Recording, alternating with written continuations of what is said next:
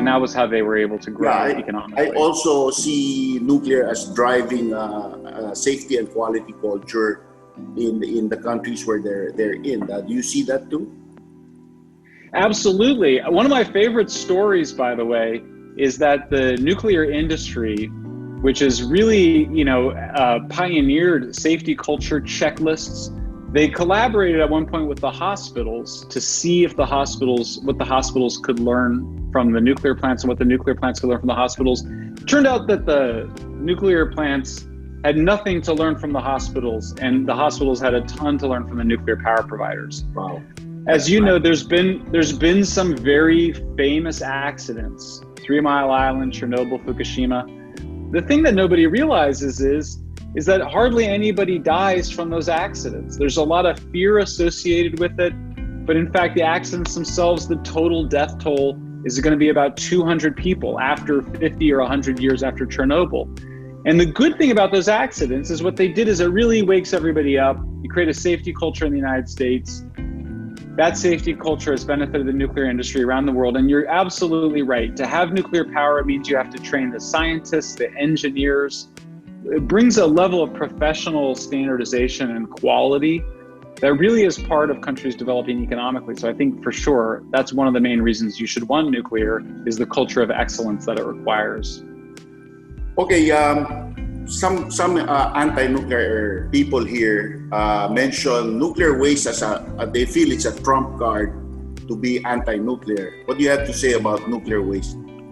Nuclear waste is the best part of nuclear. So what we call the waste is just the used fuel rods. So a single can of Coke a can of uranium, that amount of uranium is enough to provide me with all the power I need in my entire life. And you're an American, so it's a lot less for Yeah.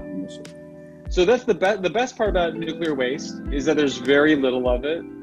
Very little of it. First of all, second of all, it's never hurt anybody. Never, and never will. It's safely stored in steel and cement at the site of production. It's fine. It never goes into the natural environment, unlike the waste from fossil fuels, but also the waste from solar panels. Solar panels create 300 times more waste than nuclear power plants. It's an incredible environmental impact. Only nuclear contains all of its waste safely in this unplaceable environment. Wind energy, all those old wind turbines, they go to the landfill. You'd have to cut them up. You can't recycle them. It's an ecological disaster. As an environmentalist, you know, Mark, it takes 300 to 400 times more land to generate the same amount of electricity from solar or wind as it does from a nuclear or natural gas plant. Yeah. It's crazy. Yeah. The land use, you can't do that in the Philippines. Yes, because we can't do it in California. We're too densely populated. Your land is very valuable here.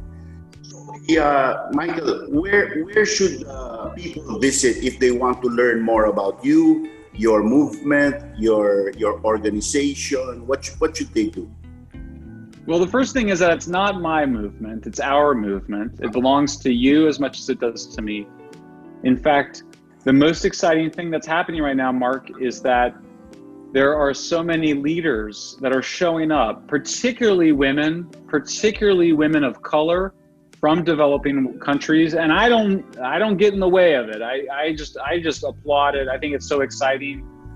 I spend most of my time researching and writing and talking, but these women around the world are organizing a pro-nuclear movement. It's unbelievable. Over 40 cities. And the name of the movement is called Stand Up for Nuclear, because it's so simple. That's all people often need, is just to have a conversation with a real person. Obviously, it's been made a little harder with the pandemic, but they're doing these virtual stand-up events. So Stand Up for Nuclear is the most important thing. If people want to find out more about my organization is Environmental Progress. And you know, hopefully, Mark, I'll be able to come back and visit you guys in the Philippines. Sooner. It feels like maybe I come back one more time and we got to thump the issue again. Yes. It seems like there's been a lot of progress. I'm super proud of what you guys have been able to do.